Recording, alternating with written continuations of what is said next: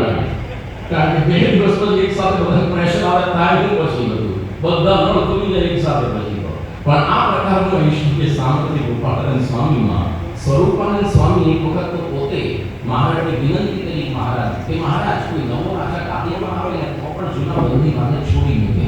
તમે તો અનંત કોટી બ્રહ્માંડના અધિપતિ પહેલી વખત આ પૃથ્વી પર આવ્યા તો શા માટે નરકમાં જીવન હેરાન થવું પડે? મહારાજને વિચાર ગમી ગયો કે તમે જાઓ. અને સ્વરૂપાનંદ સ્વામી ગયા નરકની અંદર અને ત્યાં પ્રકારે સ્વામિનારાયણની ધૂન કરી નરકના કુંડમાંથી બધા જીવો બહાર આવ્યા થયા અને એ લોકો બધા છે ને ભૂમા પુરુષના લોકની અંદર ચતુર્ભુજ સ્વરૂપ ધારણ કરીને તપશ્ચર્યા કરવા ગયા. આ બાજુ એક વખત એવું પણ થયું, સ્વરૂપાનંદ સ્વામી પર જગન્નાથ પુરી જતા હતા અને રસ્તાની અંદર એક કામ આવ્યું, એક અજાણ્યો કોક હતો, વળી બ્રાહ્મણ દીકરો મરી ગયો હતો. એના દેહને વળગીને બહુ જ પોતે વિલાપ કરતો હતો. આમે બહુ દયા આવી, અને આટલું બધું પ્રીતિ એના દીકરા પ્રત્યે છે. દ્રષ્ટિ કરી તો દીકરો જીવતો થઈ ગયો, દીકરાને જીવિત કરનારા આવા બધા એ સમયની અંદર સંતો હતા. એક વખત તો વ્યાપકાનંદ સ્વામી બોટાદમાં ગયા, હમીર ખાચરની ઘોડી મરી ગઈ હતી. બાપુ બહુ રડતા હતા, મારી ઘોડી બહુ વાલી હતી. એ સમય આજને જે છોકરાને મોબાઈલ બાઈક વાલા હોય એમ એ સમયમાં કરવા અને ઘોડી બાંધી હતી. અને વ્યાપકાનંદ સ્વામીને દયા આવી, એક મચ્છર પસાર થતું પકડ્યું અને એનો જીવ ટ્રાન્સપ્લાન્ટ આમાં કર્યો, ટ્રાન્સફર. અત્યાર સુધી આપણે કદાચ ચલો હાર્ટ ટ્રાન્સપ્લાન્ટ સર્જરી સાંભળ્યું, કદાચ બ્રેન ટ્રાન્સપ્લાન્ટ, આપણે સોલ ટ્રાન્સપ્લાન્ટ સર્જરી. એક જીવ આમાંથી ખેંચીને આમાં નાખ્યો અને પછી તો વાવા થઈ ગઈ, ખુશ થઈને પેલા બાપુ ઘોડી હરણથી ઊભી થઈ અને મહારાજની પાસે આવે વ્યાપકાનંદ સ્વામી જીંચાવદર ગામમાં. તો મહારાજ પોતાના આસન પરથી ઉતરીને આવો આવો, તમે તો ભગવાન થઈ ગયા, બેસો મારી ગાદીએ. ઓલા શર્મિલે મહારાજ મુશેનો ભગવાન તમારી કૃપાથી કર્યું. મહારાજ તો જો આપણે આ ધંધા કરવાના નથી હો, આવી રીતે મુવાને જીવતા કરશો તો કામ મળવાની લાઈન કરશે અહીંયા બધા, અને પછી કોઈ રાજાના કુંવરને સાજો નહીં કરી શકો તો નાખશે જેલમાં.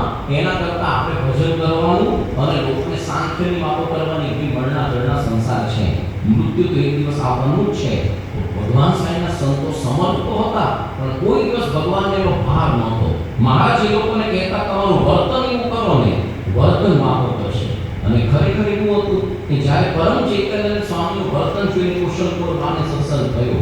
અરે નિર્માણાનંદ સ્વામી કરી પહેલા તો હોથીઓ પટકર કરી હતા, કુંડળ ગામના હોથીઓ પટકર. અને એટલા ક્રોધી સ્વભાવના એક વખત શિયાળાની કડકડતી રાત્રિ ઠંડીમાં અડધી રાતે લઘુ લાગી ગયો એટલે ખાટલા મને ઉભાથી આંખો બંધ કરી લઘુ કરવા જતા. આપણે કહે રાત્રે લઘુ લાગે તો આંખો બંધ કરી ચાલે, આંખમાં જે મજા આવતી ન હોય, ચા સુખ આવતું હોય છૂટી ન જાય, નહીં તો પાછું રિકવર થતા વાર લાગે.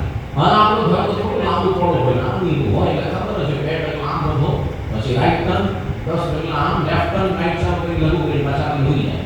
આંખો બંધ કરીને ચાલે બધું ગણાય સિસ્ટમેટિકલી રોબોટની જેમ. એટલે આને એવું છે તો આંખો બંધ કરીને જતા હતા લોકો, એમાં વચ્ચે ગાડું ભટકાયું પગ સાથે અને જે ચડ્યું ને ઠંડીમાં વધારે તો છે જે આને તાપ ચડી તો ગાડામાં એવું ભીસીને ભટકું ભર્યું તો પોતાના તાપ તૂટી ગયા. બે વડોદરાના મગરે આટલું બધું ભીસી નથી કરતો, 400 મગર જે વિશ્વામિત્રી હોય એટલું ભયંકર એને જોરથી ભટકું ભર્યું. હવે સામે માણસો તો માસનો રોચડો ખેંચી કાઢે. હવે આવાને સત્સંગમાં રખાઈ ગઈ ગમે ત્યાં ભટકા ભરે ખીજાય તો માસનો રોચો ખેંચી કાઢે. પણ મહારાજે તો સાધુ કર્યા એને તો નિર્માણાનંદ નામ પાડ્યું. અને પછી તો ગામડે જ્યાં વિચરણ કરવા અને નાના છોકરાઓને ખીચવે કે સ્વામી તમારા બે દાંત કેમના તૂટી ગયા, કથા કરો. આપણે તો થપ્પડ મારી હું આવી વાતો સાંભળવી તારે બીજી વાતો નથી હારી સાંભળવી. પણ નિર્માણાનંદ સ્વામી પ્રેમથી કહ્યો એની હોઠીઓ પડગર તો મળી ગયો, હું તો નિર્માણાનંદ થયો, મારાથી ક્રોધ ન થાય. મહારાજે કહ્યું તમે હવે સત્સંગ પ્રચાર કરવા માટે પૂના જાઓ. પૂના એટલે પેલું મહારાષ્ટ્ર હિન્દી પ્રદેશ. એણે કીધું કે મહારાજ મને ગુજરાતના ઠેકાણાથી તમે હિન્દી ભાષા પ્રદેશમાં મોકલો છો, મહારાજ તમારું વર્તન વાપો કરશે, જાઓ. હવે કથા તો આવડતી નહોતી, ગયા ત્યાં અને ત્યાં આગળ મહારાષ્ટ્રમાં એ વખતે મરાઠી બાજીરાવ પેશવાનું શાસન હતું અને એનો જે એક સુબો હતો એ ત્યાં હતા. બાપુ ગોખલે કરીને પૂનાની અંદર શાસન કરતા અને એના એક બગીચાની અંદર પોતે 6 મહિના રહ્યા. રોજ આખો દિવસમાં ધ્યાન ભજન કરે, દિવસમાં એક જ ટાઈમ ભિક્ષા માંગી જમતા, આખો દિવસ ધ્યાન ભજન. રોજ બાપુ ગોખલેના દર્શન આવે, દૂરથી દર્શન કરીને શાંતિ થઈ જાય. હવે કથા આવડતી નહોતી નિર્માણાનંદ સ્વામીને, કથા ન કરી 6 મહિના. પણ 6 મહિના પછી જ્યારે ગુજરાત પાછા આવ્યા બાપુ ગોખલે એમના પર પત્ર લખીને આપ્યો મહારાજને આપવા માટે અને લખ્યું તમારા સાધુ મને કેવા લાગ્યા મૂર્તિમાન મુનિ शास्त्र कहा। एक ही कथा होती करीब मूर्तिमान शास्त्र जीवन उन्होंने लागे हो। हमको ऐसे देखे में आए, हमारे मन की बात जो जितना पूछत बिना मुनि कहत भय जितना। हमारे मन की बात पूछी न पड़े, पूछा वगैरह समाधान થઈ જાય। આટલા બધા તો ભગવાન સ્વામિનારાયણના પરમહંસો એના દર્શન માત્રથી બીજાને ગુણ આવી જતો હતો, શાંત થઈ જતી હતી વૃત્તિ। ગુણાતીતાનંદ સ્વામી એક સંત મંડળની સાથે જામનગરની બજારમાંથી પસાર થયા અને બધી આજુબાજુ છે ને ઘણા બધા લોકો ઊભા હતા। સંતોને નિયમ મુજબ નીચી મોટી રાખી માળા ફેરવતા ચાલતા હતા અને આજુબાજુ છે ને જામનગરની સ્ત્રીઓ બધી ચર્ચા કરતી હતી કે આ મારા એ કેટલા સરસ જોપાવતી સ્વામીના મુંડિયાથી વાત છે જુદી એમ, અને ચર્ચા કરતી હતી આ ખરેખર ભગવાનના સાધુ લાગે છો, આ આપણા સાધુ નથી। આપણા સાધુ હોય તો આપણી સામે જોયા વગર રહે નહીં। જો વિચાર કેવા નીચી મોટી રાખી માળા ફેરવે આ ભગવાનના સાધુ છે। હવે આ બધી ચર્ચા હરિભક્તો સાંભળીને ગુણાતીતાનંદ સ્વામીને વાત કરી ઉતારે આવી। સ્વામી કે જૂનાગઢની અંદર જો આપણે સોરી જામનગર છોટી કાશી કહેવાય છે ને, આપણે કોઈ ભણ્યા નથી પણ વગર શાસ્ત્રથી આપણે જામનગરની વિદ્વત સભાને જીતી લીધી। આટલી બધી મહારાજ દિશાને સંતો તૈયાર કર્યા જેનું વર્તન બધું વાતો કરી જતું, તો એટલા માટે ભગવાન સ્વામિનારાયણ એ પોતે સર્વોપરી કહેવાયા। હવે આ મહારાજનું આપણે પ્રાગટ્યનું પ્રયોજન સાંભળ્યું। असाधारण ईश्वर सामर्थ्य, હવે અસાધારણ કાર્ય શું? તો ભગવાન સ્વામિનારાયણે પોતાની જ હયાતીમાં પોતાનો મંત્ર આપ્યો એ સૌથી વિશિષ્ટ કાર્ય। પોતાની જ હયાતીમાં પોતાની મૂર્તિ પધરાવી કઈ જગ્યાએ? વડતાલમાં। કયા નામથી? હરિકૃષ્ણ મહારાજ નામથી। બાકી પૂર્વે જેટલા પણ મહાપુરુષો થયા પોતાની હયામાં પોતાની મૂર્તિ તો શું ભજની નથી કરાવી શક્યા। એ સમયની અંદર લોકો એને ઓળખી પણ નથી શક્યા। દાખલા તરીકે રામચંદ્ર ભગવાન એના સમયની અંદર લોકો એને દશરથ પુત્ર રઘુનંદન રામ એક યુગ પુરુષ તરીકે જાણતા। તમે વાલ્મીકી રામાયણ વાંચો તો કોઈ જગ્યાએ ભગવાનનો ઉલ્લેખ જ નથી। એક દશરથ પુત્ર રામ એક મહાપુરુષના ચરિત્રો, એક નવલકથાનું પાત્ર એના જેવું છે। આ કાલ્પનિક એવું નથી તો સાચું જ, પણ ભગવાનનો ઉલ્લેખ જ નથી। વર્ષો સુધી લોકો એને મહાપુરુષ કે યુગ પુરુષ તરીકે જ ઓળખી શક્યા। જ્યારે 15મી સદીમાં તુલસીદાસે રામચરિતમાનસ લખ્યું, ભક્તિ ભાવપૂર્વક ભગવાન તરીકે વર્ણવ્યા, પછી લોકોને આસ્થા બેઠી બરાબર ભગવાન જેવો લાગે છે કરવું। આટલા વર્ષો લાગ્યા ભગવાન પણ સાહેબ થવામાં। કૃષ્ણ ભગવાન પણ જ્યારે હયાત હતા લોકો એને ચમત્કારી બાળક જ સમજતા હતા।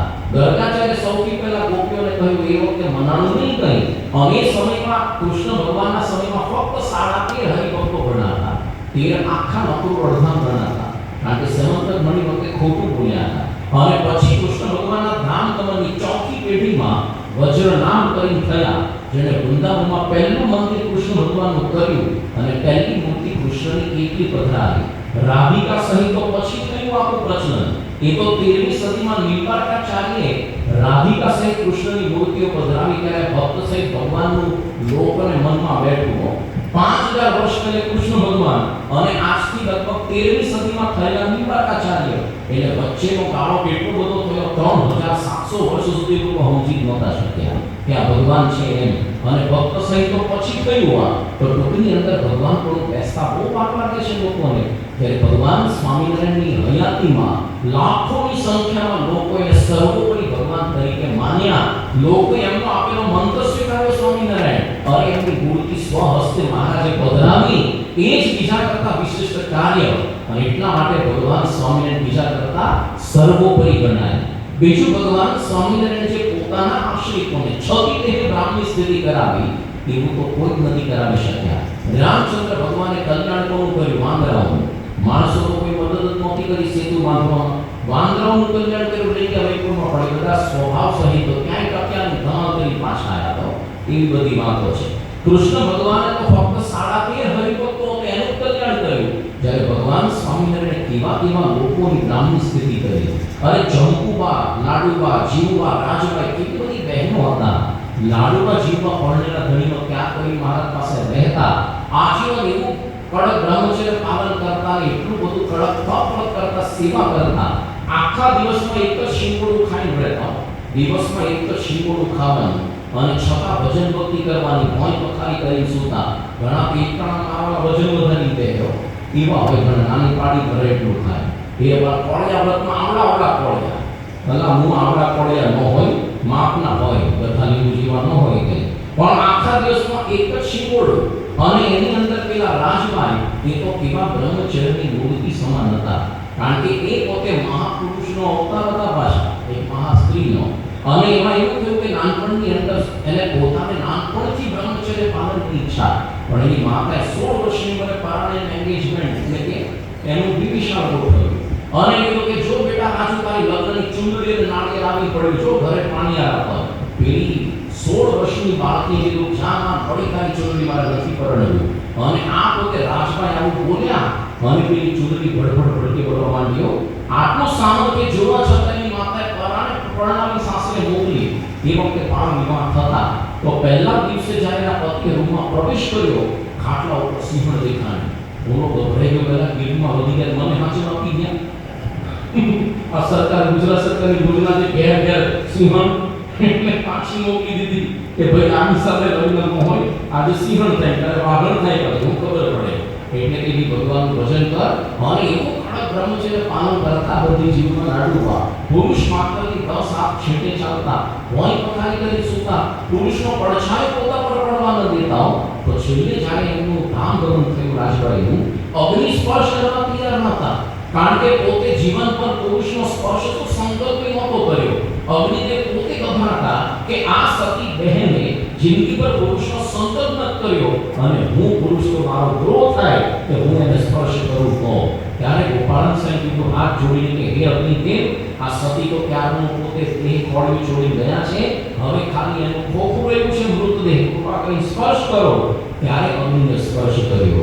આ બહુ દૂરની વાતો નથી, સત્યની. આજથી 200 વર્ષ પહેલા એ વખતે ગિનિસ બુક નોંધી બાકી રેકોર્ડ આવે કે દુનિયાની સૌથી શ્રેષ્ઠ બ્રહ્મચર્યવાળી સ્ત્રી, ધ મોસ્ટ સેલિબ્રેટ સ્ત્રી ઓન ધીસ અર્થ, એ આપણી વિરાસત છે સાયન્સ સંપ્રદાયની. બીજે શોધ્યું મળે નહીં કોઈ, બીજા હિન્દુ ધર્મના કોઈ બીજા સંપ્રદાયની અંદર નહીં, બીજે તો ધર્મની વાત જ નથી. એની ઉપરાંત ભગવાન સ્વામી જેના ઘરની અંદર રહ્યા દાદા ખાચર કેટલા નિર્લેપ સ્થિતિમાં પોતે આ રાજા ખરા પણ પોતાની માલિકીનું કંઈ જ નહીં, પોતાના દરબારમાં પોતાનો પ્રાઇવેટ રૂમ પણ નહીં, કશે ગમે ત્યારે સુઈ લેવાનું ગમે ત્યાં, અને બધું રેલવે સ્ટેશનના પ્લેટફોર્મ જેવું આખું ઘર. અગત્યના પર્વતભાઈ ખેતરમાં એક વખત હળ ચલાવતા હતા અને બપોરે માનસીનો ટાઈમ થયો, ભગવાનને ભોજન ધરાવવાનું તો ઉભા રહી ગયા અને હાથની અંદર આમ કરી ઉભા રહ્યા અને મનની અંદર ભગવાનને રોટલો અને દહીં જમાડતા. એની પાછળ જે આવતો તો ખેડૂત શાંતિકાર એને લાગે પર્વતભાઈ જોડે ચડ્યા, હલાયા ઉઠો ઉઠો, હાથમાં કંઈ નહોતું છતાં રોટલો અને દહીં પડ્યા. પોતે એટલી ઉચ્ચ સ્થિતિ કહેવાય કે ખેતરમાં હળ ચલાવતા ચલાવતા માનસી કરે અને આપણે તો માનસી કરતા કરતા હળ ચલાવતા જાય. તો આવે ગુજામ બેઠો માનસીમાં ખેતરમાં હળ ચલાવવા ગયો હોય એ પ્રકારનું હોય. અને એવી જ રીતે માંગરોળ ગામની અંદર ગોરધનભાઈ રહેતા, એટલું બધું ભગવાનમય વૃત્તિ અખંડ સ્વામિનારાયણ થયા, દુકાન ચલાવતા પોતે કોઈ પણ વસ્તુ ઉધાર લઈ છે, નામ લખવું પડે તો ફલાણા ભાઈના નામે આ લખી નહોતા શકતા, ફલાણી વસ્તુ હસ્તે સ્વામિનારાયણ આખી હિસાબ પોથી મંત્ર પોથી બનાવી ગયો. અને ઘણા વખત મંત્ર પોથી ગણિતના દાખલા ગણવાની છે, આટલું દઈ હિસાબ પોથી બનાવવા. આટલું બધું એમને ભગવાનની અંદર કામ રહેતું હતું. અને એવી જ રીતે નૈનપુર ગામની અંદર રહેતા હતા દેવજી ભક્ત નિદ્રાજીત કહેવાતા. એક વખત એવું કર્યું કે કૃપાનંદ સ્વામી અને ગુણાતીતાનંદ સ્વામી બંને આખા દિવસનું વિચરણ કરી થાક્યા પાક્યા નૈનપુરમાં આવ્યા. સાંજે 6 વાગે આવે એટલે નૈનજી ભક્તે આપેલા દેવજી ભક્તે રસોઈનો સામગ્રી મોકલી, સંતો રસોઈ કરી જમ્યા. અને એકમાત્ર હરિભક્ત હતા દેવજી ભક્તે કથા સાંભળવા આવ્યા અને આ સંતોએ વારાફરતી કથા કરી 10 વાગ્યા, 8 થી 10 સંતોએ થાકીને આખી દીના મુસાફરી કરીને આવ્યા હોય એટલે પછી ઓલા સામેથી બંધ કરવા કેતો કર્યો કે ઘરે ક્યાંથી ઓલા તો કે હરે હરે જવાબ દેતા હતા. હવે એમાં પછી 10 પછી 11 વગાડે પછી તો 12 વાગ્યા. સંતો થાક્યા અને સંતોએ કીધું ભગત તમારે આરામ ન કરવો, તમે હજી હરે હરે કરો તો સાંભળે જ રાખો છો. ત્યારે કીધું કે સ્વામી તમને હું ગાવ કે તમે હું જાવ વાંધો નથી મારે, તો તમે હું તો તમે શું કરશો હવે કે હું તો હજી ખેતરે જઈશ ને, આ કેમ ખેતરે જવાનું છે હોય તે પાછો આવે અને ત્યાં જઈ 500 માળા ફેરવીશ. 12 વાગે પછી માળા ફરે, ઘણા તો સભામાં ચાલુ કે 10 વખત પડી હોય ફેરથી હાથમાંથી એવા હોય, પણ કે 10-12 વાગ્યા પછી ખેતરે જઈશ 500 માળા ફેરવીશ. એમ કરતા કરતા 2:30 વાગશે અને હું મારી સામે આવી ઊભી રહેશે. હું આવું તો હું કે 1 કલાક આવી જતી રહ્યો, જો મળી પડીશ તો તને સ્વીકારીશ નહીં. તમને કદી પૂછવા આવે હું આવું ચડી બે જો ઉપડી ઉપર આપણી ઉપર જો ઘણા લોકો કહે છે કે કેમ કથામાં ઊંઘ આવે, એની પાછળ એક કૃષ્ણ કથા કે લખી છે કે જ્યારે છે ને પેલી રામાયણની અંદર કુંભકર્ણ અને નિદ્રા દેવી સાક્ષાત વશ હતી, એટલે કેટલા મહિના સૂતો હતો? 6 મહિના જાગતો. હવે એમાં પછી રામ ભગવાને જ્યારે ઉદ્ધાર કરી રહ્યો તો બિચારી નિદ્રા દેવી દુખી થઈ ગઈ. ઓહો, આ તો કે બુલડોઝર બાબાએ મારું ઘર તોડી પાડ્યું, એટલે આટલો સારો આશ્રય તોડી પડ્યો મારો, ને રામ ભગવાન પાસે આવી કે કૃપા કરી મને બીજું આશ્રય સ્થાન આપો, આટલો સારો ઘર તોડી પાડ્યું મને, મેગા ડેમોલિશન ઓફ ગુજરાત. એટલે રામ ભગવાન કે તું કથાની બહેનપણી થઈ જા. ત્યારથી નિદ્રા દેવી કોની બહેનપણી થઈ? કથાની. એટલે જ્યારે કથા ચાલુ થાય તો વગર આમંત્રણ નિદ્રા આવી જાય, વગર આમંત્રણે આપણા પર ચડી ગયે અને આપણે ચત્તા પાડવું પડી જાય, સોડાવી જાય, નતમસ્તક થઈ જાય, આપણે માથું ભણવાનું, હાથ પાડવાનું, વિરોધ કરવાનો જ નહીં, હાય હાથ કરવાનો, ચીકા ભલે તમે કરે રાખો એ પ્રકારે. અને આપણા પર ચડી નિદ્રા આપણી કથામાં પડી જતી હોય છે. એટલે આ જૂનો રોગ નથી, આ બહુ જૂનો નવો નથી. આ મારા નવોથી ભગવાન સ્વામીના વખતમાં પ્રાચીન પુરાણી કથા કરે અને ઓલા આખી દરબારો જોડે ચડે. કારણ કે એ વખતની કથા એટલે શું, મૂળ ભાગવતના અને મહાભારતના શ્લોક જ વાંચવાના, એનું ભાષાંતર નહીં, નિરૂપણ તો જરાય નહીં. કાંઠી દરબાર ગુજરાતી ટપ્પામાં પડે, ત્યાંથી સંસ્કૃતમાં સમજણ પડે. અને જે જોડે ચડે પહેલા તો ઉભા થઈ જોડે, લાલ લીટી આવી નહીં. કારણ કે એ વખતે સળ ગ્રંથો લખાતા, પેજ બ્રેક કઈ નહીં, પેરેગ્રાફ ન પડતો.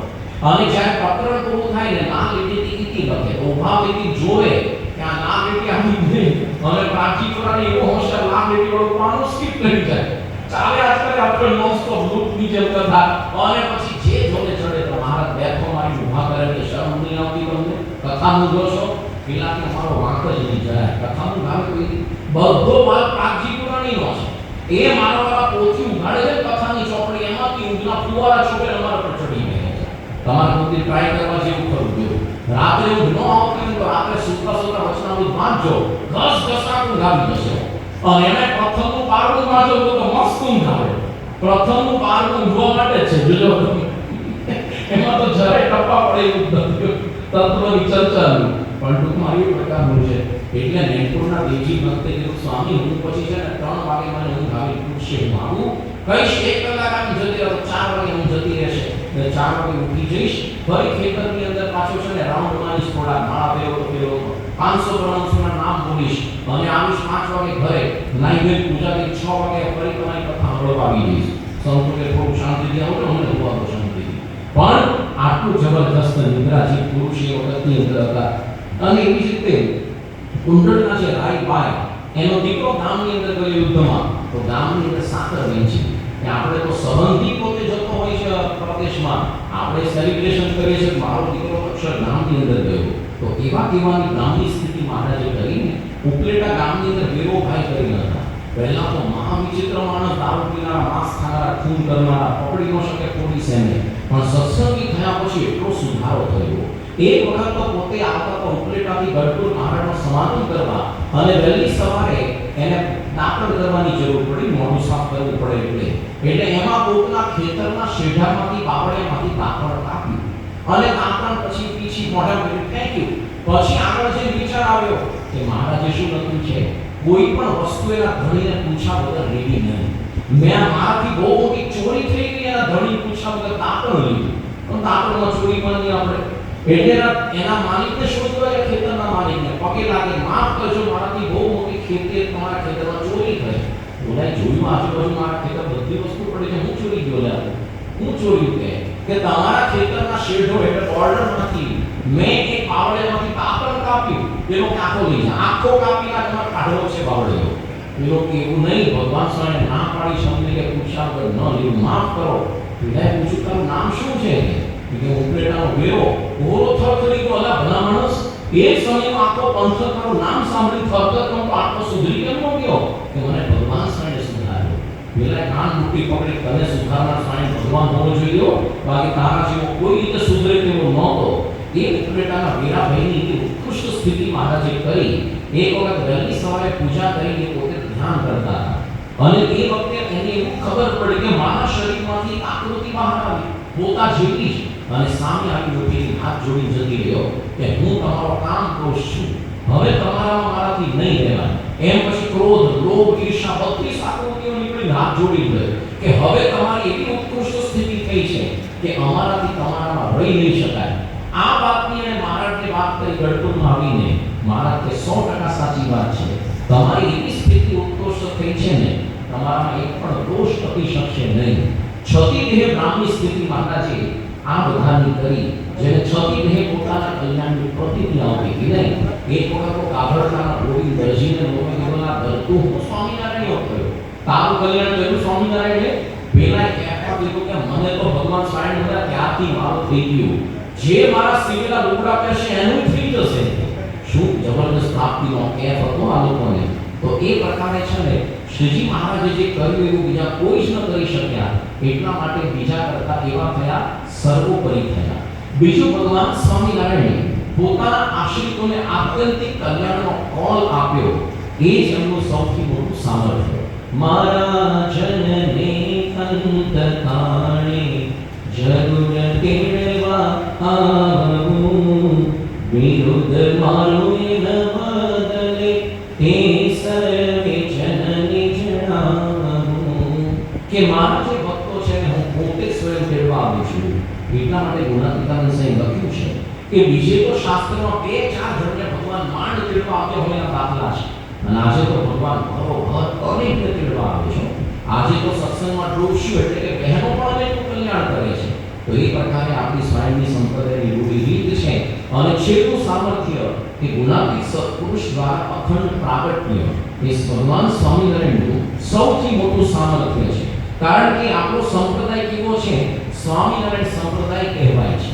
સ્વામી સંપ્રદાય ક્યારે કહેવાય? સંપ્રદાય ગુરુ ક્રમ એવું અમર કોશમાં લખ્યું છે કે જેની અંદર ચોક્કસ ગુરુની પરંપરા ચાલતી હોય એને સંપ્રદાય કહેવાય. બાકી ઘણી જગ્યાએ કેવું કે કોઈ પ્રભાવશાળી આધ્યાત્મિક પુરુષ આવી જાય અચાનક, એની આગળ પણ કોઈ હોય ને પાછળ કોરું ધાતો હોય, તો એ સંપ્રદાય ન કહેવાય. પણ ભગવાન સ્વામીએ પોતાના ધામ ગમન પછી ગુણાતીત સત્પુરુષોની પરંપરા દ્વારા પ્રગટ રહીને આત્યંતિક મુક્તિનો દ્વાર અત્યાર સુધી નહીં, કાયમ માટે પૃથ્વીનું તળ રહે અને છેલ્લો વ્યક્તિ ભ્રમરૂપ ન થાય ત્યાં સુધી ચાલુ રાખ્યું છે. એ જ એનું સૌથી મોટું સામર્થ્ય. તો આ રીતે હવે આ સર્વોપરીપણું કર્યું આપણે પૂરું. હવે એ પ્રગટની મીમાંસા કરવી, કારણ કે પ્રગટ વગર કોઈ પ્રાપ્તિ આપણે જીવનની અંદર થતી નથી. ભાડે વગરની ભક્તિ કરવી, કઈ ઠેકાણે જાવું, અટકળના ફાતિયામાં શું ચોરીને ખાવું. એટલા માટે બહુ જરૂર છે આપણે પ્રગટની પ્રાપ્તિ થાય. તો ત્યારે કુશલ કુંવર બાપો તે ધરમપુરના રાણી હતા, મહારાણી. અને આટલા મોટા મહારાણી 500 ગામનું રજવાડું છતાં અત્યંત ધાર્મિક વૃત્તિવાળા. તો રોજ એક બ્રાહ્મણ પાસે ભાગવતની કથા વંચાવતા અને સાંભળતા. તેમાં એક વખત રૂકમિણી હરણનો પ્રસંગ આવ્યો. એ સમયમાં કેટલા ઉત્કૃષ્ટ શ્રદ્ધાથી સાંભળતા, એને જિજ્ઞાસા થઈ. આપણે તો આજકાલ કેવું હોય, ભાગવતની કથા એટલે એ મારો અમુક નામથી ઉપાવે, અમુક આવી જાય, અમુક પેલી શરબતના ગ્લાસ પીરસાતા, સોશિયલ ગેધરિંગ હોય, મોઢું દેખાડવા આવે પ્રજાપતિ, તો મોઢું દેખાડવા, ખુરશીઓ ગરમ કરવા. પણ એ વખતે કુશલકુંવરભાઈ તરત પ્રશ્ન કર્યો કે બંધ કર કથા.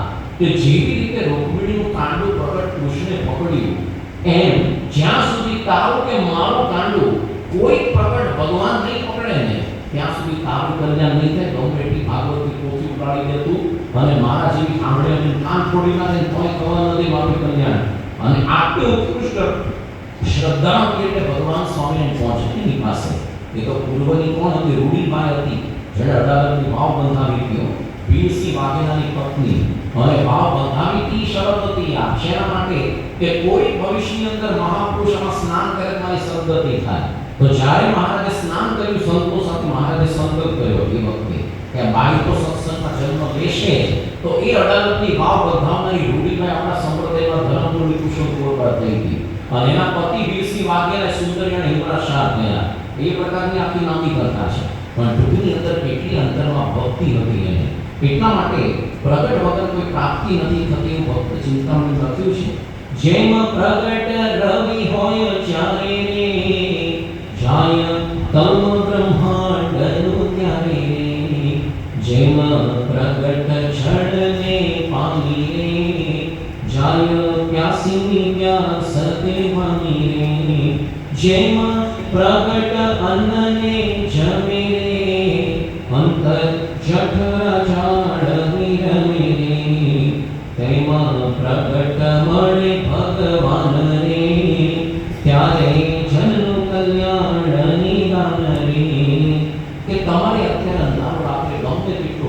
સૂર્યનારાયણનો ફોટો લઈ આવો અથવા તો વિડીયો જોયા કરો, થાળ પર આરતી કરો, એમનો અંધારું ન જાય. પણ પ્રગટ સૂર્ય સવારે પ્રગટ થાય ત્યારે અંધારું જાય. ગમે એટલી તરસ લાગે, નંદા નદીનો ફોટો જોયા જ કરો, ધ્યાન કરો, માનસીઓને તરસ ન છીપે.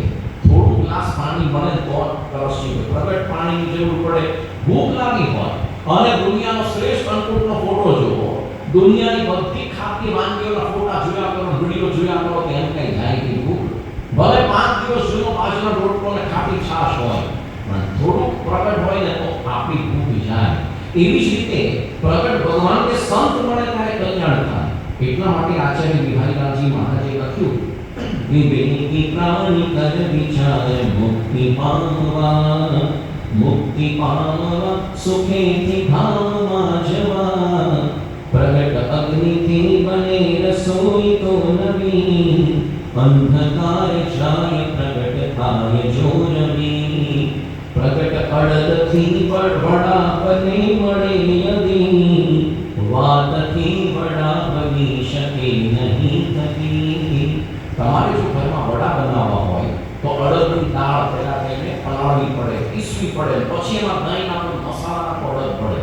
પણ વાતોના વડા કરે જ નાખો, અડદ આમ બને તો ભૂખ્યા મરી જાવ તોય ન બન્યો. વાતોના વડાથી ન બને કે પ્રગટ વસ્તુની જરૂર પડે. બાકી ઘણી વખત એવું થાય, એક વખત એક રેડિયો સ્ટેશન હતું અને રેડિયોની અંદર 2 ચેનલો મિક્સ થતી હતી. હવે એકમાં યોગાસન શીખવાડે અને બીજામાં વળી રસોઈની કળા આવે, પાછી રસોઈ બનાવવાની કળા, એમાં બંને વારંવાર મિક્સ થાય પાછી ચેનલ. એટલે પેલા યોગાસન વાળો સૂચના આપે કે હવે તમારા હાથ પોળા કરો, પછી વળી રસોઈ વાળાની સૂચના આપે હવે એને ઝીણા ઝીણા સમારી નાખો, પછી યોગાસન વાળો કે હવે તમારા પગ ઊંચા કરો, તો યોગાસન વાળો કે મૂળિયામાં ટીપિયા સહિત કાપી નાખે. આમાં નો યોગાસન થાય, નો રસોઈ બને, એટલી વસ્તુ ઠેકાણું ન પડે. એમ કે સાંભળી નખતરા ન કરાયો. ઘણી વખત આ ફરાળી પેટીસ ને ફરાળી ખનાનું ભીગડું એવા અખતરા કરે તો કૂતરું ઊંઘી ભાગી જાય કે હું આ ખબર નહીં કેવું બનાવે, તમારો લેવો તો જાણો. એ પ્રકારનો અમુક તો બન્યા પછી નામકરણ કરવું પડે. જેવા થેપલું કેવું અને પરોઠું કેવું, આને ખમણ કેવા, ઢોકળા કેવા, નક્કી ન થાય. એ સુરતના આઈટમ છે સુરતી લોચો, ખબર નહીં કોણે એવો લોચો એવો આઈટમ બની ગઈ લે. કોકે બનાવવા પ્રયત્ન કર્યો હશે, ખમણી, સુરતી ખમણી કે પછી ઢોકળા કે ખમણ, અને પાણી વધારે છીકાઈ ગયું ચણા લોટમાં, આઈટમ બન્યો લોચો. આવા કે લોચા આઈટમ બની, પણ એવું છે બધું. એટલે વાકોના વડા નથી બનતા હોતા, પ્રગટ વસ્તુની જરૂર પડે. તેમ પ્રગટ સંત પ્રગટ શ્રી હરિ મળે, જન્મને મરણ તળું દુઃખ તો ટળે. એમ પ્રગટ ભગવાન કે સંત મળે ને તો જન્મ મરણનું દુઃખ ટળે. બાકી તો પહેલા થઈ ગયા કામનું શું, કંઈ કામનું નહીં. એટલામાં પણ પ્રશ્ન શું થાય છે કે મોટે ભાગે પરોક્ષને ઓળખવા અત્યંત કઠણ. કારણ કે ઐતરેય ઉપનિષદમાં લખ્યું, પરોક્ષ ક્રિયા ઈવહિ દેવાહ. દેવતાઓ જે પરોક્ષ ક્રિયા છે, મનુષ્યો પણ પરોક્ષ ક્રિયા ઈવ માનવાહ. એટલે ભગવાન જ્યારે પ્રગટ હોય ત્યારે કોઈને જાણે રમાપતિ રીત, હરિ કૃપાથી હરિજન જાણે. અને જગત તો આંગળું ભીત તો કેવો નિંદા કરવા માંડે એવું કહે ગોવિંદરામ, પછી તો સૌ વખાણે. પણ પ્રગટ હોય ત્યારે કોઈ જ ન જાણે. ભગવાન જ્યારે પ્રગટ હોય છે બધા છે ને જાણી નથી શકતા. રામ ભગવાનને કોઈ માણસોએ મદદ કરી, સેતુ બાંધો, માનવ વિછોડે મદદ કરી હતી. કૃષ્ણ ભગવાનના સારાથી હરિભક્તો હતા, પછી તો બધા વાહ કરે. પણ પ્રગટ હોય ત્યારે જાણવા બહુ જ કઠણ છે. તમે જો હમણાં 2-3 દિવસ પછી નાગ પાંચમ આવશે, આ શીતળા સાતમ ને રાંધણ છઠની પહેલા નાગ પંચમી, આ સાતમ આઠમના દિવસોમાં, અને એમાં જે બધા માનતા હોય નાગ દેવતા ફોટો ઘરમાં લઈ આવશે. અને વધારે પૈસાદાર તો ફેણ માંડેલા ધાતુના નાગ દેવતા એને ચાંદલો કરશે, આરતી કરે, પૂજન કરે. પણ એમાંથી જીવતો તે ટુફાડો મારે તો લાકડી લઈ ઠપકારે મારો ભીતે ભોય કાઢી કર જાય ને પૂછી લાગે પાય. પણ ભોય જો પ્રગટ દેખે તો મૂરખ મારવા જાય, એ મૂરખ મારવા જાય તો પાપી, અને ભીતે તો પૂજે છે થાપી. કહે ગોવિંદરામ પ્રગટને મારે અને ભીતે ભોય કાઢી કર જાય. પણ પ્રગટને ઓળખવા કઠણ કેટલા છે. ભાગવતની અંદર એક પ્રસંગ સુંદર આવે છે. કૃષ્ણ ભગવાન એક વખત બહુ બાળકો સાથે ગાયો ચરાવતા છેક વૃંદાવનથી દૂર મથુરા સુધી પહોંચી ગયા. મથુરા થોડુંક કાપી 1.5 કિલોમીટર, અને ગોવાળીઓને ભૂખ લાગી. કૃષ્ણ ભગવાનને વિનંતી કરી કે બહુ ચમત્કાર નીકળે નાનપણમાં બધા શક્તાસુર, ઘાસુર, પકાસુર, ધેનુકાસુર માર્યા. પણ આજે તો અમારું છે ને જઠરાગ્નિ મરે એવું કંઈક ચમત્કાર કરો. કૃષ્ણ ભગવાન કે તમે એક કામ કરો, અહીંયા છે ને વેદવાદી બ્રાહ્મણો છે મથુર અને પાદવ, એ લોકો આંગિરસ નામનો યજ્ઞ કરી રહ્યા છે અને એની અંદર કૃષ્ણય સ્વાહા આહુતિઓ આપે છે મારા નામની. તમે એને કહો કે જે ભગવાનની આહુતિ તમે આપો છો એ ભૂખ્યા થયા છે અને એ તમારી પાસે તમને આપશે કે પ્રસાદ વગેરે ભાત વગેરે બીજું તો શું હોય ત્યાં, તો એનું લઈ આવો પાયસ ભાત વગેરે. ઓલા ભૈયા હા આજે તો આપણને મસ્ત ભાત ખાવા મળશે. જેવા નજીક આવ્યા પેલા બ્રાહ્મણ પેલા મોમાં ભરવાડી આખું ચોદું ભાવ કે પણ જે ભગવાનની આહુતિ આપો છો એ ભગવાન ભૂખ્યા છે. ક્યાં છે કે અમારી સાથે અમારા જંગલમાં કેવા તો ભગવાન તમારી જીવાત. અરે ભગવાન તો તમારા ભરવાડનો હોય, ભગવાન તો ચક્ર ફરતું હોય ને શંખ ચક્ર ગદા પદ્મ ધારણ કરી જાઓ આવી કેવો બેઠાઓ પણ ન માન્યા તો સળગતા લાકડા લઈને મારવા પડ્યા બધા બ્રાહ્મણ.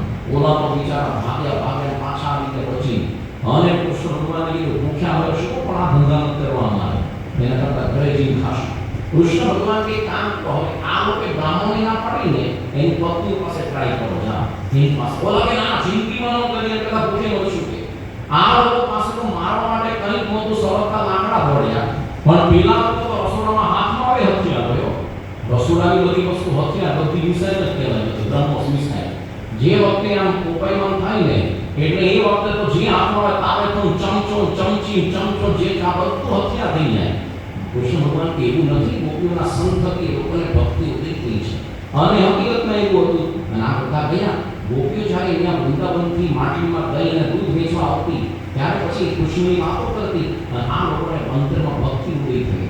એ વખતે વોટ્સઅપ યુટ્યુબના જમાના હતા, દૂરદર્શન જોઈ હોતી શક્તિ આ બધી મથુરાની સ્ત્રીઓ અને એ લોકો કંસની આદેશ મુજબ આટલું 3 કિલોમીટર દૂર હતા ભગવાન વૃંદાવન જય શક્તિ નહોતી. હવે જ્યારે ખબર પડી કે આપણે જે કૃષ્ણની રોજ વાતો સાંભળીએ છીએ મનમાં એનું સ્મરણ કરીએ એ ભગવાન ભૂખ્યા થયા છે તો ઘરમાંથી શ્રેષ્ઠ વાનગીઓ બનાવી લઈ ગયો જે આપણે કીધી અને કૃષ્ણ ભગવાનને જમાડી દીધા. આ બાજુ બ્રાહ્મણોને ખબર પડી કે આપણી બધી બ્રાહ્મણ પત્ની ભરવાડને જમાડવા ગઈ અછૂત થઈ ગઈ, અભડાઈ ગઈ. ચલો નાકપાર કરો, અંગીકાર ન કરાય તો આપણે અછૂત થઈ જઈશું. બલિષ્ઠ બનાવવા કોની ગઈ તો ખબર પડી કે ગામની ભેટી થઈ ગઈ. હવે આટલો હોલસેલમાં નવો ફળ ક્યાંથી લાવો? આ તો કોઈ સુપર માર્કેટમાં જ મળતું આવું. આજકાલ પાંત્રી વડે લગ્નનો મેળ નથી પડતો. પધરામણી જે રોગ બે ત્રણ તો ભટકાય છે. તમારે 30 વર્ષ થાય 35 થાય શોધી આપજો. વડખેલાને મળે પણ પાકા સત્સંગી નથી મળતું. એટલી ડિમાન્ડ રહી છે ને શહેરમાં ઘર હોવું જોઈએ, ગાડી હોવી જોઈએ. હવે તો પરદેશ જવાનું મજૂરી કરવા પહોંચાડવું એટલે એને ગધેડો થવાનું તું મજૂરી કરવાનું કરતા નહીં પરદેશમાં મજૂરી થવા. પણ લોકોની અંદર એટલે આ બધી ભગવાનને જમાડવું આટલી બધી ભેગી થઈ બ્રાહ્મણો કે આટલું બધી નવી નથી લાવતી. કોમ્પ્રોમાઇઝ કરો. હવે આ બધી અભડાઈ ગઈ એટલે આપણે ન ખવાય, આપણે પોતે રાંધશું ભલે બેઠી બેઠી મફતની ખાધી. તો યોગી બાપા કહે છે કે હજી સુધી છે ને આ બધું મથુરા અને વૃંદાવનનો આ સિસ્ટમ ચાલી આવે છે. આ જે બધા ચોપાઓ એટલે ત્યાંના પંડિતો ને બ્રાહ્મણો હજી બધા સ્વયં પાકી છે અને એ જાતે રાંધીને ખવડાવેલી પત્નીને પોતે ખાય અને એની પત્ની ખાઈ પી મારવાની બદલીને જે ગંભીર ગંભીર ટ્રિપલ 4 એક્સરસાઇઝ પાણી પિચકારી મારતી હિરોડા કાઢી નીચે પાણી કોઈ હળી ટટકાની કરવાનું વાસળી ઉટકવાની કોઈ કામ ધંધા નહીં કરવાનો. એક વખત પ્રગટ કૃષ્ણ જમાડી દીધા કાયમ માટે રાંધવાનું મટી ગયું. બાકી તમને લાગે આજકાલની કોઈ વૃદ્ધ મહિલાને રાંધવાનું મટે? અરે ભલે નવી હો પરણી આવે પણ આજકાલની હો તો રાંધેવી નથી આવતી. કારણ કે આપણે ભણાવી છોકરીઓ ડીએમએલટી કરીને હોમ સાયન્સ કરીને એન્જિનિયર બનાવી ડેન્ટિસ્ટ બનાવી એટલે એનો વિમાન આવે રાંધતો હું રાંધું. અને કોરોના કાળમાં તો ઘણી પત્નીઓને મહાજ્ઞાન થયું. મહાજ્ઞાન અમારા ઘરના છે ને પતિ એને પણ રાંધતા આવડે છે, વાસણ ઉટકતા આવડે છે, કચરા પોતા કરતા આવડે છે એને કપડા ધોતા. એટલે તો હવે ઘર ઘાટીની જરૂરત નહીં. આ પરણી હવે ઘર ઘાટી છે હું એવું છે આજકાલ તો. પણ લોકોની અંદર એટલા માટે આ બધું એટલા પછી તો આ બ્રાહ્મણોને જે પશ્ચાતાપ થયો કે આપણી જન્મને ધિક્કાર છે, આપણા બ્રાહ્મણત્વને ધિક્કાર. એની વાત નથી જે સાંસ્કૃતિકમાં પ્રગટ ભજી ઋષિ પત્ની પરોક્ષ પચ્યા ઋષિરાય ઋષિ પત્નીએ હરિરાજી કર્યા ઋષિ રહ્યા બની તાપમાયા. પેલા લોકોને પશ્ચાતાપ થયો કે આપણે તો વેદ વાંચીએ છીએ પણ કૃષ્ણ ભગવાનને સમજી ન શક્યા પ્રગટને અને આપણી પત્નીઓને વેદ વાંચવાનો અધિકાર નથી પણ ભગવાનના ચરણને પામીને વેદની શ્રુતિઓ બની ગઈ. એટલે લખ્યું છે મુક્તાનંદ સ્વામીએ કોઈ કહે હરિ હો ગઈ કોઈ કહે હોવન હાર મુક્ત પ્રગટ की प्रीच बिन ભટકત સબ સંસાર. પ્રમુખ સાહેબ મહારાજ એક સારા પૂર્વ હતા અને ગરડા પ્રથમ નવ વચનાનું નિરૂપણ કરતી વખતે સ્વામી કહ્યું કે લોકો આકાશમાં જોયા જ કરે કે ભગવાન ક્યારે દેખાય કોઈ દેખાણા નથી, દેખાવાના નહીં. અને આપણી સામે પ્રગટ સત્પુરુષ રૂપે બેઠા હોય એવા મનુષ્ય ન આવે કે ભગવાન આવા હોય કે મહંત સ્વામીને બે જણા ઊભા કર્યા તો ઊભા થાય છે, ગમે ત્યાં બીમાર થાય, અશક્ત જેવા, એમાં મનાતું નથી આપણને. એ જ બહુ મોટી આપણી કમનસીબી છે. મુંબઈની અંદર એક પ્રમુખ સાહેબ મહારાજ હતા અને હરિભક્તો મુલાકાતમાં આવતા હતા. એક હરિભક્ત એનું નાનું બાળક પેલીને આવ્યા અને જેવું સ્વામી પાસે આવ્યો ને તો ભેટો તાણે તો પહેલા કહ્યું કે સ્વામી ઘરે તો એટલા 2 દિવસથી તમારી મૂર્તિ છે ને જોઈ સ્વામી કરતો અને તમારી સામે આવ્યો ત્યારે ભેટો તાણ્યો. સ્વામી બધાને પ્રગટની સાથે જ માંગતો પડે છે. પડોશી તો આખી દુનિયા ઉપાસના કરે છે પણ પ્રગટની સાથે જ માંગવો પડે છે. એટલે એવું છે આપણને કહીએ જો ભગવાન સામે પ્રગટ આપણને દેખાય છે તો હો કેટલા ભાગ્યશાળી. પણ જો આપણી પાત્રતા ન હોય તો પ્રગટ હોય છતાં નથી ઓળખાતા. જેમ પેલો રાવણ એ રામને ભગવાનને જોતો હતો અને રાવણ કે નાસ્તિક નહોતો, શંકર ભગવાનનો ભક્ત હતો. એ સમયનો શ્રેષ્ઠ કર્મકાંડી બ્રાહ્મણ પણ પ્રગટ રામને ઓળખી ન શક્યો. એવી રીતે આ બધા કર્ણ અને ભીષ્મ પિતામહ, દ્રોણાચાર્ય મહાન બુદ્ધિશાળી અને અમુક તો જ્ઞાની હતા, પ્રગટ કૃષ્ણને ઓળખી નથી શક્યા. સ્વામી ભગવાનને પણ વડોદરાનું દિવાન, 3 રાજ્યનું દિવાન પદ કરતો, ગાયકવાડ, સિંધિયા અને હોલકર 3 રાજ્યનો મિનિસ્ટર હતો. એટલો હોશિયાર પણ પ્રગટ સ્વામિનારાયણને ઓળખી ન શક્યા. એટલે પ્રગટને ઓળખવા અતિશય કઠણ છે. પ્રમુખ સાહેબ મહારાજ 1982માં ધરમપુરથી વલસાડ આવ્યા. હવે વખતે તો આ ગૂગલ મેપ્સ નહોતા એટલે રસ્તા જોયા ન હોય તો શું કરતા કે મુખ્ય પેલા સ્ટેશન સુધી પહોંચીએ તો ત્યાંથી સ્વામીને રિસીવ કરીને લઈ જાય આગળ બાઇકવાળા. એટલે આગળનું બુલેટ ને બાઇકવાળા છોકરાઓ સાફા પહેરેલા બીએપીસી ધજાવી જતા હતા અને સ્વામીની ગાડી પાછળ આવતી ઇન્દ્રવદન ફેરવતા. એમાં વળી લોકોએ જોયા વગર જતા જોયું નહીં મિરરમાં સ્વામીની ગાડી દૂર છે, નજીક છે, રસ્તો કરી પહોંચી ગયા આગળ. સ્વામી અટવાઈ ગયા અને પછી સ્વામીની આઝાદ ચોકની અંદર વલસાડની અંદર ગયા અને ગાડી ઊભી રાખી. ખબર તો પડી કે આમ જોયું આમ જોયું, ચોક હતો, 4 રસ્તા અને બાજુમાંથી સ્વામી એક ભાઈ પસાર કરતા કાચ ઉતારી પૂછ્યું, એ ભાઈ નજીક આવો. અને પ્રમુખ સ્વામીને શું પૂછ્યું કે અહીંયા પ્રમુખ સ્વામીની સભા ક્યાં ખબર છે? કોણ પૂછે છે? પ્રમુખ સ્વામી પોતે પેલા ભાઈ. તો પેલા ભાઈ કીધું, ઓહો તમે મહાત્મા નવા છો, સ્વામિનારાયણના હું તમને સમજાવું છું, તમે સીધા છો, જમણી બાજુ વળજો, ત્યાંથી ડાબે બાજુ ત્યાં બહુ જ મોટો મંડપ દેખાશે અને સ્ટેજ ઉપર તમને પ્રમુખ સ્વામી મળશે. તો સ્વામી કે હાલો હાલો કાચ ઉતર પડે નીકળી ગયા. એમને ખબર જ નહોતી કે આ પ્રમુખ સ્વામી પોતે છે. એમ સામે હોય તો ઓળખવા અતિશય કઠણ છે.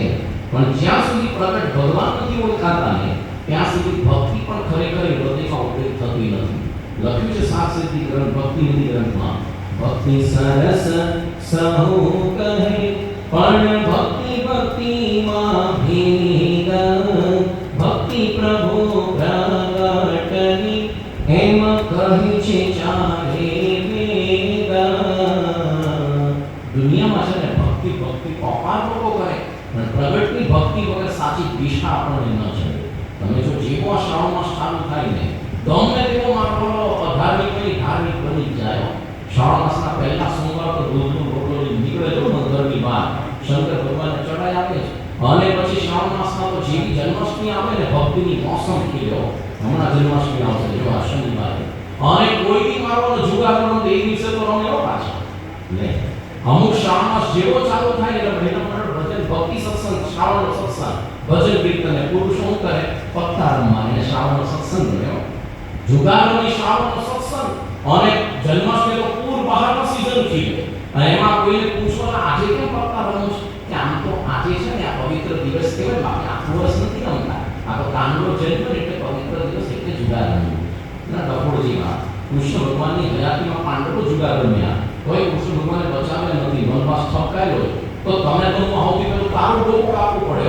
સુદર્શન ચક્રથી દૂધનું પાનો દુર્યોધન જેવો થયો સૌથી મોટો.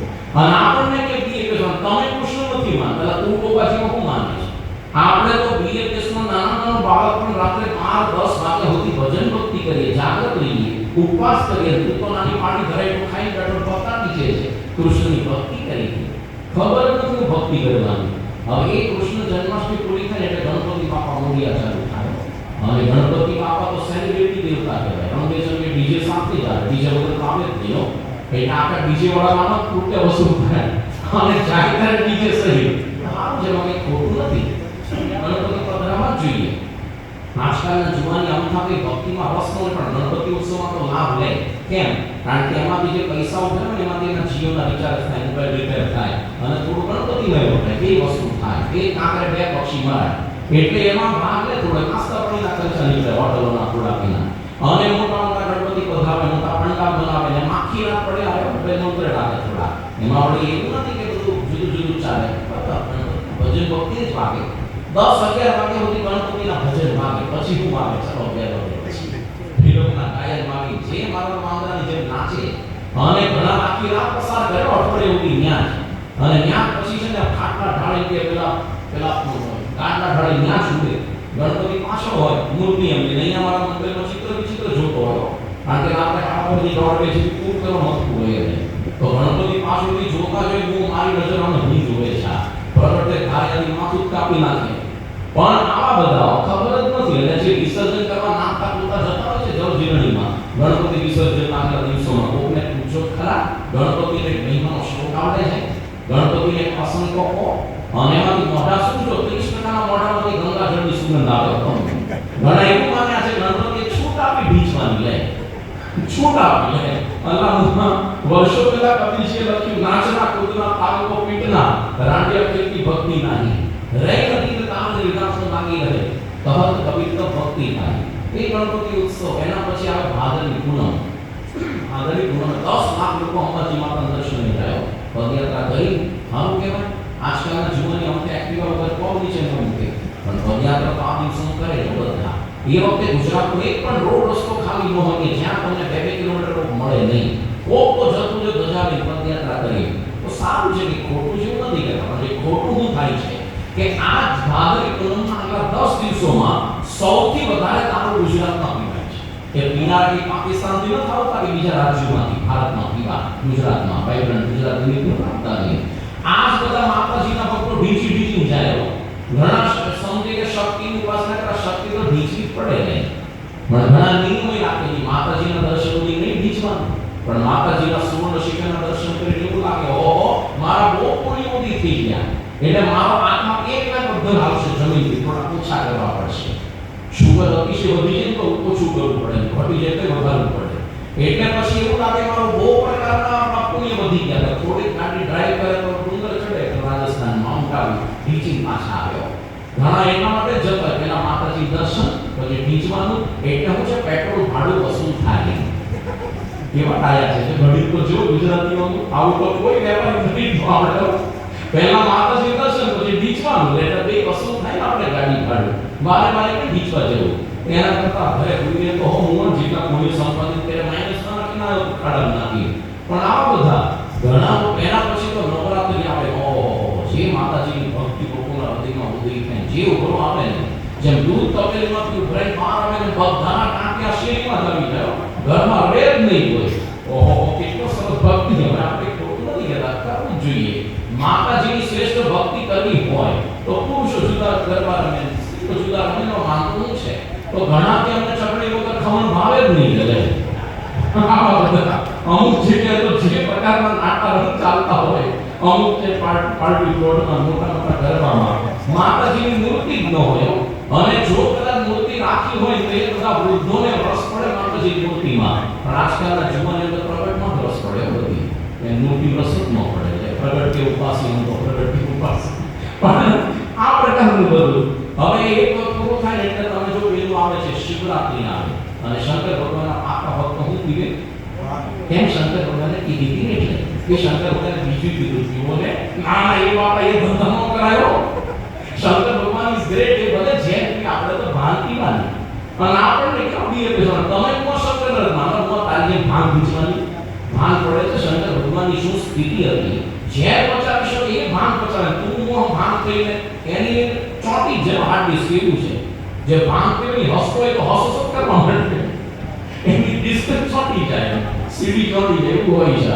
આજકાલ તો શુદ્ધ ભાન મળતી જ નથી બરાબર છે કરે તમને પણ એવું છે ખબર નથી ભક્તિ કરવી આ તો આવું છે આપણને પ્રગટ ભગવાન એવા સંત મળ્યા બોડેલીના બધી ગ્રામ્ય વિસ્તારમાં ફર્યા ને પ્રમુખ સાહેબ મારા આદિવાસીનું પરિવર્તન થયા આપણે શુદ્ધ ભક્તિ કરતા શીખ્યા બાકી તો શું હોય આપણે જો આ સંપ્રદાય ન મળ્યો હોત તો આપણે પણ ડાયરા કરતા હોત ડાયરો નાટ્યવાળમાં જાઓ તો આપણે 10-11 વાગે ચાલુ થાય સંત માળીનું બોર્ડ માર્યા ને એ મારા ઉછળી ગાવ 4 વાગ્યા સુધી ઉછળી ગાયો પિયા બી ચેન નહીં આવત હે પિયા બી ચેન નહીં આવત હે ગાવા મુમન ક્યારે એક પેક બીજી માં એક બરાબર 6:45 વાળો ત્યારે એને ચડે ચાંદ ચડે પિયા બી ચેન નહીં આવત હે ત્યારે આપણને કઈ કોઈ શબ્દ બોલ પિયા બી બોલ થોડું કા હવે એમાં એક જણો જે ઢોલ વગાડે પાછો નરકે જાશો વિલન પૂર્તિ હોય અને બીજો આપણા મોટા મંજીને છબડી કાઢી લઈ બેઠે કુણ અને એક જણામાં કોઈ પ્રવેશ થાય કોકનો કે ધૂને અને ધૂની કે હાઉ આ જેટલા બેઠા છે એક બાકી ન રહેવાનું બધા સાગમ કે હોલસેલ નરકે જવાના હવે ભૂવો ભરાડી ભગત ભેગું થઈ થાય કોણ કંકાળું કરે આમાં એમાં તો લોકો એ બધા છે ને પાપના બગીચા બેઠે કાકા ઢાળી બેઠા હોય બધા બીડીના ઠૂઠા પીતા હોય અને રૂપિયાની નોટો થોડી ઉડકતી હોય હું આમાં ભજન ભક્તિ કર્યું તમારે પણ માનસિક સંતોષ થાય ઓહો આપણે ભજન કર્યું શ્રાવણ સત્સંગ કર્યો તમે જો કામદારની અંદર લોકો સત્યનારાયણની કથામાં બેસાડે બરાબર છે તમારામાંથી આપણે ગયા હશું પણ નોટિસ કરજો કેટલાને રસ પડે છે કથા કોઈ પડી નથી સત્યનારાયણ ભગવાન એટલે કોણ અહીંયામાંથી પૂછો કોણ સત્યનારાયણ ભગવાન લગભગ નીવ કાકાને ખબર નહીં ઘણા શીરો શીરો તો પ્રસાદ જેવી સત્યનારાયણ ભગવાન તો જુદા છે પણ લોકો પડી જ નથી બ્રાહ્મણ શ્લોકો પડે ગાળો ભાંડે તો કામ પૂરું કર અમને તો શીરો ખાવા દો મફત પીડીના ઠૂઠા પીવા દો અમને મફત ફ્રૂટનો પ્રસાદ ખાવા દો તો હું ભજન ભક્તિ કહેવાય યાદ હતી પ્રમુખ સાહેબ મહારાજ એક વખત છે ને ગયા અમેરિકામાં અને એક સુરતી વ્યક્તિ હતા સનાતન સત્સંગીનો હતા પરોક્ષના સદભાવી અને એના ઘરે આખો અડધો મોટો હોલ હતો અને આખો ઘરમંદિર કર્યો હતો ભારતની બજારમાં જેટલા દેવી દેવતાના ફોટા મળ્યા બધા ટીંગાડ્યા હતા વિધાનસભા Lok Sabha Rajya Sabha house of lords ને કોમન્સ તો પ્રમુખ સાહેબ તો રાજી ત્યારે આવું કહેવાય આટલા વર્ષોથી તમે અહીં આવ્યા આપણો દેશ ગુજરાત છોડીને અને કોઈ આપણો સનાતન ધર્મ સંસ્કૃતિ ન ભૂલ્યા પેલો મૂળ સુરતી હતો એટલે કે હા બરાબર બેટો પૈસા કમાવા કે આપણી સનાતન ધર્મ કોઈ નહીં ભૂલાય આપણી સનાતન સંસ્કૃતિ કોઈ નહીં ભૂલવાની સ્વામી કે બહુ સારું તમે આટલી બધી રાખો છો ભગવાનને તમારી ઓલિવર મૂર્તિ અક્ષર પુરુષોત્તમની રાખો અમે તો બધાને માનીએ કોઈ પણ તિરસ્કાર નથી કરવાના તમારા શંકર કહીને તમારી મૂર્તિ દીકરીને ટીંગાડીને બેટો એની માનવાના તો આપણા સૌથી જગ્યા કરી મૂર્તિ ટીંગાડી ઓલિવર પછી સ્વામી બેઠક કરી કે તમે આટલા બધા ધાર્મિક તો દારૂ તો નહીં પીતા હોય અરે એવું થોડું ચાલે અહીંયા તો ઠંડા પ્રદેશમાં થોડું ગરમ ગરમ ભીજવું પડે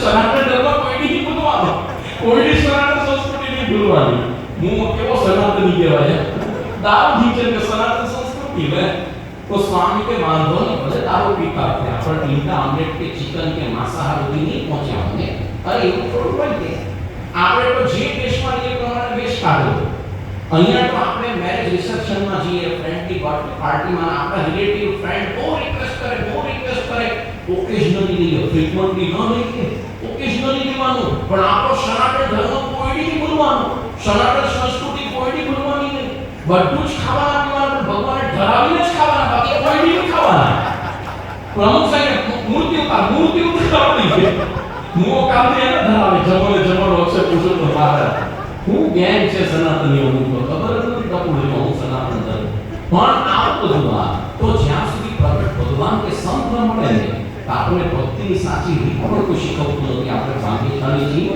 આપણે આ ફેલમાં નથી બાકી તમે તો સારંગપુર આપણું છે કષ્ટભંજન હનુમાનજી મંદિર આપણું પીએપીએસ મંદિર ઘણા લોકો આવે હનુમાનજી મંદિર દર્શન પછી જમે આપણા મંદિર પહેલા અમે કે લોકો ઘર ભોજનશાળા કરી કષ્ટભંજન દેવ ભોજનશાળા બાકી તમે આપણા મંદિર જમતા હવે એમાં એક વખત વર્ષો પહેલા હનુમાનજીનો ભક્ત શનિવારના દિવસે આપણે એક સંતે રાજભોગ આરતી મળ્યો પૂછી ક્યાંથી કે બોટાદથી આવું છે હનુમાન દાદાના દર્શન કરવા દર પૂનમે શનિવારે બાપાની બહુ દયા દાદા લાવી જવું કેટલા કે બોટાદથી નીકળો સવારે 4 વાગે નીકળો ને ચાલતો પદયાત્રા કરી 6 વાગે દાદાના દર્શન કરો મંગળા હનુમાન દાદા કે બહુ સારું કહેવાય કે સવારે 4 વાગે નીકળો 6 વાગે પહોંચો તો ભજન ભક્તિ કરતા હનુમાન ચાલીસા પાઠ કરતા કે સીતારામ ભજન ના એ બધું ન ફાવે ત્યાંથી 4 વાગે નીકળો બોટાદથી ગુટકા ખાવાનું ચાલુ કરો પછી ત્રિપડી નું રંડો હોય और नाश्तो 25 गुटकाની પડીકી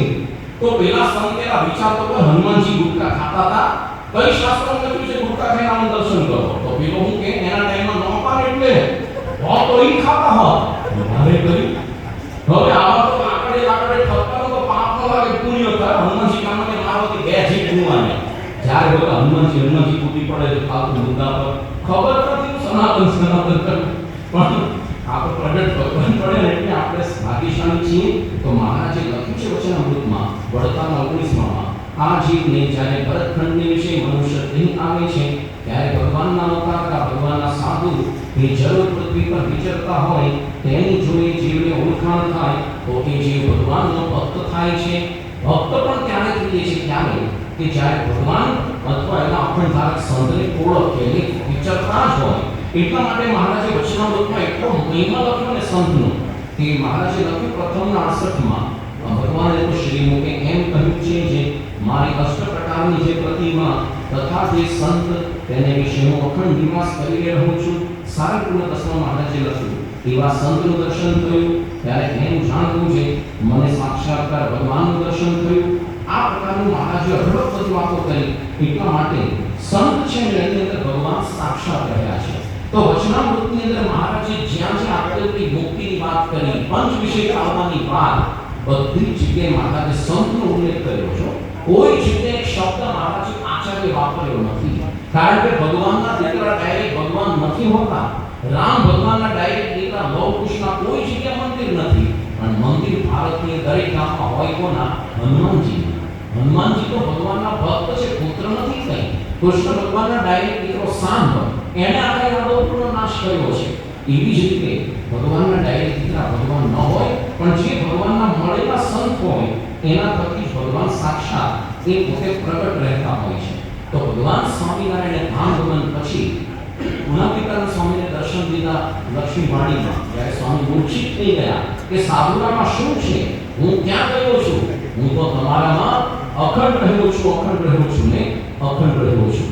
અને ગુણાતીતાનંદ સ્વામી પણ કહ્યું હું તો ચિરંજીવી છું, તમારા બધાના દેહ તો 5-10 વર્ષમાં પડી જશે.